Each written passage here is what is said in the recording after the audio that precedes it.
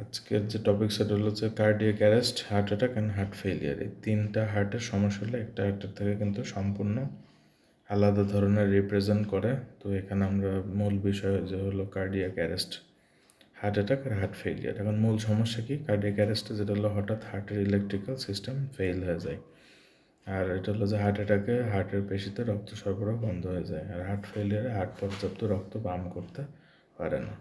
কী ঘটে cardiac অ্যারেস্টে? Heart হঠাৎ ধড়ফড় বন্ধ হয়ে যায়, ঠিক আছে, হার্টের পেশিতে রক্ত সরবরাহ বন্ধ হয়ে যায়, তারপরে হার্টের পেশি কিছু অংশ ড্যামেজ হয়ে যায়, মানে ইস্কেমিয়া যেটা, হার্ট দুর্বল এবং পাম্পিং অ্যাকশন কমে যায়। রুগী কেমন থাকে? এটা হলে সাথে সাথে অজ্ঞান হয়ে যায়। হার্ট অ্যাটাকে সাধারণত বুকে তীব্র ব্যথা, বমি বমি ভাব, ঘাম এগুলো হতে পারে।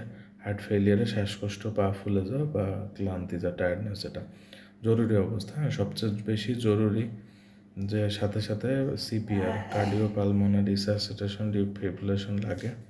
হার্ট অ্যাটাক হলো জরুরি, কিন্তু রোগী সচেতন থাকতে পারে। হার্ট ফেলিয়ার সাধারণত ধীরে ধীরে হয়।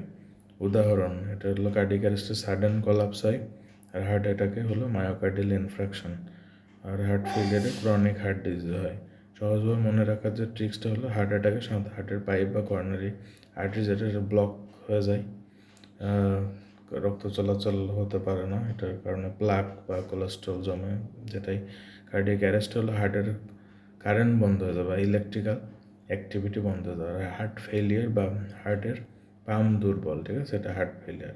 আর গুরুত্বপূর্ণ যে সম্পর্ক, অনেক সময় যে হার্ট অ্যাটাকের পরে কার্ডিয়াক অ্যারেস্ট হতে পারে, আবার দীর্ঘ দিনের হার্টের রোগ থেকেও কার্ডিয়াক ফেলিয়ার হতে পারে। এটা সাধারণত হার্টের যে ক্লিনিক্যাল টপিকস, এটা নিয়ে আজকের আলোচনা।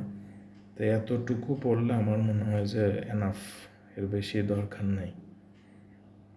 আর বিস্তারিত জানতে আরও ভিডিও বানাবো এবং ইন্টারনেটে আপনারা দেখে নিতে পারবেন, অসুবিধা নেই। এটা হলো বেসিক জ্ঞান। যারা এমবিবিএস অনেক বেশি লোড আছেন বা ব্যাক বেঞ্চার আছেন, সাপ্লি হয়ে গেছে বা প্রবলেম হচ্ছে, ভিডিওটা মূলত তাদের জন্য আমি বানাচ্ছি। আর খুব বেশি ভালো স্টুডেন্টদের জন্য ভিডিও বানাচ্ছে না, কারণ এখানে একবারে সংক্ষিপ্ত নলেজ।